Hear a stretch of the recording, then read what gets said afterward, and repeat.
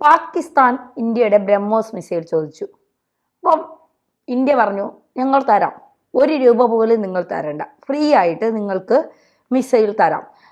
ഈ ശിവതാണുപിള്ള, അദ്ദേഹമാണ് ബ്രഹ്മോസിന്റെ ശില്പി, അദ്ദേഹത്തോടാണ് കുറേ വർഷങ്ങൾക്ക് മുൻപ് ചോദിച്ചത്. അപ്പോൾ ഇന്ത്യ അന്ന് ആലോചിച്ച് തീരുമാനങ്ങളൊക്കെ എടുത്തതിന് ശേഷം ഇപ്പോൾ ഈ കുറച്ച് നാളുകൾക്ക് മുൻപ് പാകിസ്ഥാന് ഫ്രീ ആയിട്ട് നൽകി.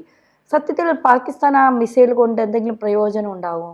ശരിക്കും പറഞ്ഞാൽ വർഷങ്ങൾക്ക് മുമ്പ് അബുദാബിയിൽ നടന്ന ഒരു ആയുധ പ്രദർശന പരിപാടിയിൽ പങ്കെടുക്കാനായിട്ട് എം ശിവതാണുപിള്ള ഡോക്ടർ അദ്ദേഹം പോവുകയാണ്, അവിടുത്തെ സയൻറ്റിസ്റ്റാണ്. അവിടെ പോയപ്പോൾ നമ്മൾ ഈ ബ്രഹ്മോസിൻ്റെ മാതൃക അത്തരത്തിലുള്ള കാര്യങ്ങളൊക്കെ ചെയ്യാൻ അന്ന് ആ സമയത്ത് തന്നെ ഈ ബ്രഹ്മോസ് മിസൈൽ അല്ലെങ്കിൽ ഇത്തരം മിസൈലുകൾ നമ്മൾ പ്ലാൻ ചെയ്യുമല്ലോ, ഈ മിസൈലുകൾ ഞങ്ങൾക്ക് തരുമോ എന്ന് പാകിസ്ഥാൻ്റെ പട്ടാള മേധാവി ചോദിക്കുകയാണ്. അപ്പം എം ശിവതാണുപിള്ളയ്ക്ക് ഭയങ്കര അത്ഭുതമായി. അപ്പോൾ ശിവതാണുപിള്ള പറഞ്ഞു, ഞങ്ങൾ അങ്ങനെ ഡിസൈൻ ചെയ്യുന്ന മിസൈൽ നിങ്ങൾക്ക് ഭാവിയിൽ തരും, 1 പൈസ പോലും നിങ്ങൾ തരണ്ട, സൗജന്യമായിട്ട് തരും. അപ്പോൾ ആ പറഞ്ഞത് സത്യത്തിൽ ഈ പറയുന്ന ഈ ആയുധങ്ങളുടെ വികസനം ഒക്കെ നടക്കുകയാണ്. അപ്പോൾ അതുപോലെ തന്നെ മിസൈൽ ഡെവലപ്മെൻറ്റ്, അതുപോലെ തന്നെ ഈ വ്യോമ പ്രതിരോധ മേഖലയുള്ള വികസനം, അതിൻ്റെ ഗവേഷണം, ഇതൊക്കെ നടക്കുന്ന സമയത്ത് ഇതൊരു ഹ്യൂമറാണ്, ശരിക്കും ഒരു തമാശ പറഞ്ഞാണ്.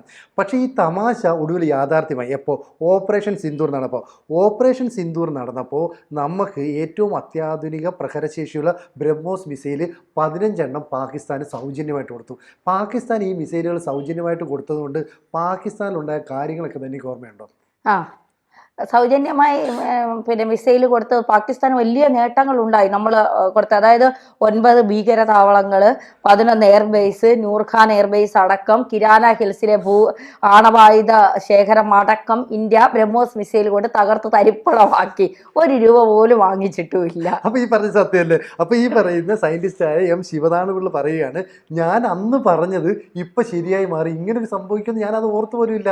അപ്പോൾ ഈ ശിവതാണുപിള്ള എത്രയോ നാളുകൾക്ക് മുമ്പ് ഒരു മിസൈൽ ഡിസൈൻ ചെയ്യുമ്പോൾ നമ്മൾ ഇത്തരത്തിലുള്ള ഒരു സൂപ്പർസോണിക് മിസൈലിനെ കുറിച്ചൊക്കെ ചിന്തിക്കുന്നു.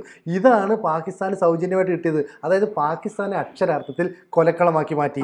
അപ്പോൾ നമുക്ക് ഇത്തരം ഒരു മിസൈൽ വേണമെന്നുള്ളത് മിസൈൽമാൻ എന്നറിയപ്പെടുന്ന ഡോക്ടർ APJ അബ്ദുൽ കലാമിൻ്റെ സ്വപ്നമാണ്. അപ്പോൾ APJ അബ്ദുൽ കലാം തൻ്റെ കൂടെ പ്രവർത്തിക്കുന്ന ആളുകളുടെ അടുത്തൊക്കെ പറഞ്ഞിരുന്നു. അന്ന് APJ അബ്ദുൽ കലാമിനൊപ്പം പ്രവർത്തിച്ച ആളാണ് ഡോക്ടർ എം ശിവതാണുപിള്ള.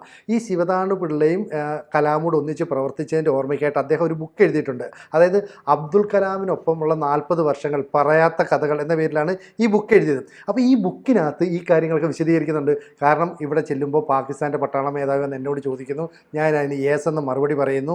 അങ്ങനെ വലിയ സംഭവങ്ങളൊക്കെ നടന്നതിനെക്കുറിച്ചാണ് ഇവിടെ വ്യക്തമാക്കുന്നത്. ഇവിടെ ഇപ്പോൾ എന്താ പറയുന്നത്, ഈ അബ്ദുൽ കലാം പറയുന്നു, നമുക്ക് ഇന്ത്യയുടെ നിർമ്മിതി അല്ലെങ്കിൽ ഇന്ത്യയുടെ പ്രൊഡക്റ്റ് എന്ന് ലോകത്തിന് മുന്നിൽ കാണിക്കാൻ കഴിയുന്ന ഒരു ഉൽപ്പന്നം അല്ലെങ്കിൽ ഒരു ആയുധം നമുക്ക് വേണം, ഇതാണ് എൻ്റെ സ്വപ്നം എന്ന് അബ്ദുൽ കലാം പറയുകയാണ്. അബ്ദുൽ കലാം പറഞ്ഞു കഴിഞ്ഞപ്പോൾ ഈ ശിവതാണുപിള്ളയോട് പറയുന്നു, നിങ്ങൾ ഒരു കാര്യം ചെയ്യ്, ഹാർവാർഡ് യൂണിവേഴ്സിറ്റിയിലേക്ക് പോകുക, അവിടെ ഒരു കോഴ്സിന് ചേരുക എന്നൊക്കെ പറഞ്ഞിട്ട് ഇയാൾ അവിടേക്ക് വിടുന്നു. അവിടെ ചെല്ലുമ്പോൾ അമേരിക്ക ഗൾഫ് യുദ്ധം നടക്കുന്ന സമയമാണ് 1991. അന്ന് അമേരിക്ക ഉപയോഗിച്ചത് ടോമഹോം മിസൈൽ എന്ന് പറയുന്ന ഇന്നത്തെ ഏറ്റവും പ്രഹരശേഷിയുള്ള മിസൈൽ, അന്നത്തെ ഹീറോയാണ്. ആ മിസൈൽ കണ്ടപ്പോൾ ഇയാൾ മനസ്സിലാക്കി ഇതാണ് ഏറ്റവും പ്രഹരശേഷിയുള്ള സൂപ്പർസോണിക് മിസൈൽ.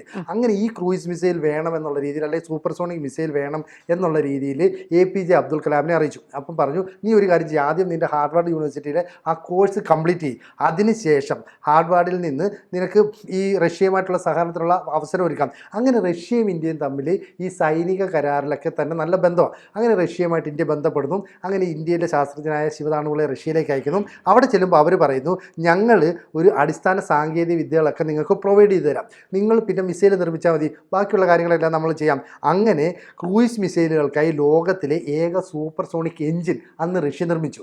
എന്നിട്ട് ഇതിൻ്റെ പരീക്ഷണങ്ങളെല്ലാം നടത്തി. ഈ പരീക്ഷണമെല്ലാം വിജയകരമായപ്പോൾ ഇന്ത്യയോട് പറയുകയാണ്, നിങ്ങൾക്ക് വേണമെങ്കിൽ ഈ മിസൈൽ തരാം. പക്ഷേ 2 രാജ്യങ്ങൾ തമ്മിലുള്ള ഉടമ്പടി ആയതുകൊണ്ട്, കരാറായതുകൊണ്ട് അതിന് ചില സാങ്കേതിക തടസ്സങ്ങളുണ്ടാകും. അന്ന് റഷ്യൻ പ്രസിഡൻ്റായിട്ട് ഇപ്പോൾ ഇന്നുള്ള വ്ളാഡിമിർ പുടിൻ ഇതിനകത്ത് നിർണായക റോൾ എടുത്തു. എന്നിട്ട് പറഞ്ഞു, ഇന്ത്യക്ക് വേണ്ട എല്ലാ സഹായവും ഞങ്ങൾ ചെയ്തു തരാം, ഉദ്യോഗസ്ഥ തലത്തിലുള്ള തടസ്സങ്ങൾ മുഴുവൻ ഞങ്ങൾ നീക്കിത്തരാം. അങ്ങനെ പുടിൻ ഇടപെട്ട് ഉദ്യോഗസ്ഥ തലത്തിൽ, നയതന്ത്ര തലത്തിൽ 2 രാജ്യങ്ങളും തമ്മിലുള്ള സാങ്കേതിക പ്രശ്നങ്ങൾ, ചുവപ്പ് നാടിലെ പ്രശ്നങ്ങൾ, ഇതെല്ലാം തന്നെ പരിഹരിച്ചു. എന്ന് പറഞ്ഞാൽ ഡോക്ടർ APJ അബ്ദുൽ കലാമിന് ഒരു വലിയ സ്വപ്നമുണ്ടായിരുന്നു, നമുക്ക് സ്വന്തമായി നമ്മുടെ ബ്രാൻഡ് എന്ന് പറയുന്ന ഒരു മിസൈൽ. അത് പൂർത്തീകരിക്കാൻ ഈ പറയുന്ന വ്ളാഡിമിർ പുടിൻ എന്ന് പറയുന്ന റഷ്യൻ പ്രസിഡന്റ് എല്ലാ സഹായവും നൽകി. ഇത് യാഥാർത്ഥ്യമാക്കിയത് ഡോക്ടർ എം ശിവതാണുപിള്ള എന്ന് പറയുന്ന സയൻറ്റിസ്റ്റാണ്. എന്ന് പറഞ്ഞാൽ അതിൻ്റെ അർത്ഥം ഇവർ 3 പേരും കൂടി ചേർന്നാണ് ബ്രഹ്മോസ് എന്ന് പറയുന്ന മിസൈൽ തന്നെ രൂപകൽപ്പന ചെയ്തത്. ഈ ബ്രഹ്മോസ് മിസൈൽ എന്ന് പറഞ്ഞാൽ ഇന്ത്യയിലെ ബ്രഹ്മപുത്ര നദി, മോസ്കോയിലെ മോസ്കോ എന്ന് പറയുന്ന നദി, ഈ രണ്ട് പേരും കൂടെ സംയോജിപ്പിച്ചാണ് ബ്രഹ്മോസ് എന്ന് പേരിട്ടിരിക്കുന്നത്. അപ്പോൾ നമ്മൾ നോക്കിയപ്പോൾ അവരുടെ സാങ്കേതികവിദ്യ നമുക്ക് കിട്ടുന്നുണ്ട്. ഇവർ വികസിപ്പിച്ചെടുത്തു കഴിഞ്ഞാൽ സൂപ്പർ യൂണിറ്റ് എഞ്ചിൻ അതും ഓക്കെയാണ്. പക്ഷേ ഇത് മാത്രം കൊണ്ട് നമുക്ക് ഈ പറയുന്ന മിസൈൽ ഉണ്ടാക്കാൻ പറ്റില്ല. പിന്നെ നമുക്ക് വേണ്ടത് ഇതിൻ്റെ ബൂസ്റ്റർ വേണം, വിക്ഷേപണ കോൺഫിഗറേഷൻ വേണം, മാർഗനിർദ്ദേശം വേണം. ഇതിനെല്ലാം സഹായമായി നിന്ന വ്ളാഡിമിർ പുടിനാണ്. അപ്പോൾ പുടിൻ്റെ പിന്തുണ ഉള്ളതുകൊണ്ടാണ് നമുക്ക് ഈ മിസൈൽ പൂർത്തീകരിക്കാൻ കഴിഞ്ഞതെന്ന് ശിവതാണുപിള്ള പറയുകയാണ്. അപ്പം ഡോക്ടർ APJ അബ്ദുൽ കലാമിൻ്റെ ഒരു പ്രചോദനം അതാണ് ഈ മിസൈലിൻ്റെ നിർമ്മാണത്തിന് ഏറ്റവും കൂടുതൽ പ്രയോജനം ചെയ്തത്. മാത്രമല്ല ഇതിൻ്റെ ഒരു ട്രാക്കിംഗ്, ഇപ്പോൾ ബ്രഹ്മോസ് മിസൈൽ നിർമ്മിച്ചാൽ ഇത് ട്രാക്ക് ചെയ്യാൻ പറ്റത്തില്ല, ആ രീതിയിലുള്ള സാങ്കേതിക വിദ്യയുണ്ട്. റഡാർ ക്രോസ് സെക്ഷൻ മികച്ച രീതിയിലാണ്, ഉയർന്ന സ്റ്റെൽത്ത് രൂപകൽപ്പനയുണ്ട്. കോൺഫിഗറേഷൻ എല്ലാം തന്നെ ബ്രഹ്മോസിൽ ഉൾപ്പെടുത്തിയിട്ട് നമ്മൾ റഷ്യൻ പങ്കാളിത്തത്തോടെ ഒരു വലിയ പ്രൊജക്റ്റ് പൂർത്തീകരിക്കുകയാണ്. അങ്ങനെയാണ് ബ്രഹ്മോസ് മിസൈൽ വന്നത്. ഈ ബ്രഹ്മോസ് മിസൈലിൻ്റെ പദ്ധതി ആസൂത്രണം ചെയ്യുന്ന സമയത്താണ് പാകിസ്ഥാൻകാരനായ പട്ടാള മേധാവി വന്ന് ചോദിക്കുന്നത്, നിങ്ങൾ ഇത് മിഡിൽ ഈസ്റ്റ് രാജ്യങ്ങൾക്ക് കൊടുക്കുമോ? അപ്പോൾ ഈ ശിവതാണു പറഞ്ഞു യെസ്. അപ്പോൾ ചോദിച്ചു പാകിസ്ഥാന് തരുമോ? തീർച്ചയായിട്ടും സൗജന്യമായിട്ട് തരും. അപ്പോൾ സൗജന്യമായിട്ട് തരുമോ എന്ന് ചോദിച്ചപ്പോൾ ഓപ്പറേഷൻ സിന്ദൂരിലൂടെ 15 മിസൈലുകൾ നമ്മൾ സൗജന്യമായി നൽകി. ശരിക്കും പറഞ്ഞാൽ അന്ന് ഈ ഒരു നർമ്മം, ഒരു തമാശയാണ് പറഞ്ഞത്. ആ തമാശ എത്രത്തോളം സീരിയസ് ആയി മാറി എന്നാലോചിച്ച് നോക്കി. ശരിക്കും പറഞ്ഞാൽ പാകിസ്ഥാൻ്റെ നട്ടെല്ലൊടിച്ചു എന്ന് നമുക്ക് പറഞ്ഞുകൂടെ? തീർച്ചയായും അങ്ങനെ തന്നെ. അതായത് ഈ എന്താ പറയുക, ഈ ആളാവാൻ നോക്കുന്ന ചില ഇതില്ലേ, അതായത് ചില സമയങ്ങളിൽ ഞാൻ എന്തോ വലിയ സംഭവമാണെന്നൊക്കെ വിചാരിച്ചാണ് പാകിസ്ഥാനികൾ രംഗത്തിറങ്ങുന്നത്. ഞങ്ങളെ വെല്ലാൻ ആരുമില്ല, ഞങ്ങളെ തകർക്കാൻ ആരുമില്ല, ഞങ്ങളാണ് എല്ലാം എന്ന് പറയുന്നിടത്താണ് ഇന്ത്യ കറക്റ്റായിട്ട് മറുപടി കൊടുത്തതും ഇന്ത്യ കൃത്യമായി ബ്രഹ്മോസ് ഉപയോഗിച്ചു. അതായത് അന്ന് പറഞ്ഞതിന്റെ ഫലം ഇന്ന് കിട്ടി എന്നുള്ളതാണ്. അല്ലെ, ഒരു പൈസ 5 പൈസ പോലും ചെലവാക്കാതെ അങ്ങോട്ട് തിരിച്ചു കൊടുത്തു, ഫ്രീ ആയിട്ട് കൊടുത്തു. ഇതുപോലെ ഏതെങ്കിലും രാജ്യം ചെയ്യുമോ സിനിജി?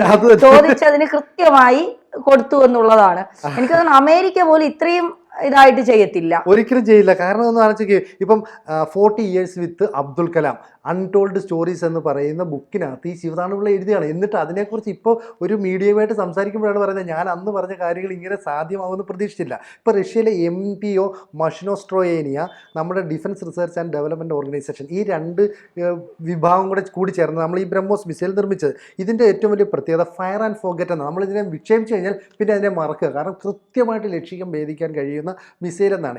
ഇതിനെ പ്രതിരോധിക്കാൻ ഇന്ന് വരെ ലോകത്ത് ഒരു വ്യോമ പ്രതിരോധ സംവിധാനത്തിനും സാധിക്കുന്നില്ല. നിലവിൽ ഇതിൻ്റെ റേഞ്ച് എന്ന് പറയുന്നത് 290 മുതൽ 800 കിലോമീറ്റർ വരെയാണ്. ഇത് ഡെവലപ്പ് ചെയ്താൽ അത് 1500 കിലോമീറ്റർ വരെ റേഞ്ചിൽ നമുക്ക് കൃത്യമായിട്ട് തകർക്കാൻ പറ്റും. അപ്പം ഇന്ത്യൻ പ്രസിഡന്റ് ആയിരുന്ന ഡോക്ടർ APJ അബ്ദുൽ കലാമിൻ്റെ ഒരു വിഷൻ, ഇപ്പുറത്ത് വ്ളാഡിമിർ പുടിൻ എന്ന് പറയുന്ന ഇന്നത്തെ റഷ്യൻ പ്രസിഡന്റ്, അവർ രണ്ടുപേരും അന്ന് ഒരുപോലെ എടുത്ത തീരുമാനങ്ങൾ, ഇരു രാജ്യങ്ങളും തമ്മിലുള്ള പങ്കാളിത്തം, ഇതാണ് ഇന്ത്യൻ ആയുധ നിർമ്മാണത്തിലെ ആ വ്യവസായത്തിലെ ഏറ്റവും വലിയ വിജയം. അപ്പം ഇന്ത്യക്ക് എന്നും എടുത്തു പറയാൻ കഴിയുന്ന, ഉയർത്തി കാണാൻ കഴിയുന്ന വിജയം എന്ന് പറയുന്നത് ബ്രഹ്മോസിൻ്റെ നിർമ്മാണമാണ്. അപ്പോൾ ഈ സംയുക്ത പ്രോജക്റ്റ്, അതായത് ഈ സംയുക്ത മിസൈൽ നിർമ്മാണത്തിൽ വിജയിച്ചല്ലോ, അതോടുകൂടി ഇന്ത്യയും റഷ്യയും തമ്മിലുള്ള ബന്ധത്തിന് വലിയൊരു മാതൃക ഉണ്ടാകുമെന്ന് പുടിൻ അന്ന് പറഞ്ഞിരുന്നു. ആ പറഞ്ഞത് ഇപ്പോൾ സാധിച്ചു. കാരണം പുടിൻ പറഞ്ഞ പോലല്ലേ ഇന്ത്യയും റഷ്യയും തമ്മിൽ സൈനിക കാര്യങ്ങളിൽ വലിയ ബന്ധമാണ്. മാത്രമല്ല ഈ ഇരു രാജ്യങ്ങളുടെയും പിന്തുണ എന്ന് പറയുന്നത് സൈനിക തലത്തിൽ, നയതന്ത്ര തലത്തിലൊക്കെ തന്നെ വലിയ ദൃഢമായ ബന്ധത്തിനിടയാക്കും. ആ ബന്ധം ഇവിടെ സംഭവിച്ചു. അപ്പോൾ എത്രയോ കാലം മുമ്പ് ഞങ്ങൾക്ക് ബ്രഹ്മോസ് മിസൈൽ തരുമോ എന്നൊരു പട്ടാള മേധാവി ഇന്ത്യയിൽ ഒരു ശാസ്ത്രജ്ഞൻ എടുത്ത് ചോദിക്കുന്നു. അയാളാണ് ഇന്ത്യയിലെ ബ്രഹ്മോസ് മിസൈലിൻ്റെ ശില്പി എന്നറിയപ്പെടുന്നത്. അയാൾ പറയുന്നത് ഞാൻ നിങ്ങൾക്ക് തരുമെന്ന് മാത്രമല്ല ഒരു പൈസ പോലും വാങ്ങാതെ തരും, സൗജന്യമായിട്ട് തരും. എന്നിട്ട് പറയാണ്, ഇപ്പം കണ്ടോ നമ്മൾ 15 മിസൈലുകളാണ് സൗജന്യമായിട്ട് കൊടുത്തത് എന്ന് പറഞ്ഞാൽ ഒരു രാജ്യത്തെ കുട്ടിച്ചോറാക്കി. അവിടുത്തെ എയർബേസ് തകർക്കുന്നു, ഭീകര പരിശീലന കേന്ദ്രങ്ങൾ തകർക്കുന്നു, അതുപോലെ തന്നെ പാകിസ്ഥാന് നിലനിൽപ്പില്ലാതെ വരുമ്പോൾ അമേരിക്ക ഇടപെട്ട് വെടിനിർത്തൽ. അതായത് അവസാനം ബ്രഹ്മോസ് മിസൈൽ ഇടുന്നതൊന്ന് നിർത്തോ എന്ന് പറഞ്ഞിട്ട് കാല് പിടിക്കുന്ന സാഹചര്യം വന്നില്ല ശരിക്കും. തീർച്ചയായിട്ടും ഇതാണ് പറയുന്നത്, നമ്മൾ എപ്പോഴെങ്കിലും പറഞ്ഞു വെച്ച കാര്യങ്ങൾ ചിലപ്പോൾ നമുക്ക് തന്നെ തിരിച്ചടിയായി മാറും എന്നുള്ളത് ഈ ഒരു സംഭവത്തിൽ നിന്ന് നമ്മൾ പഠിച്ചാൽ നല്ലത്.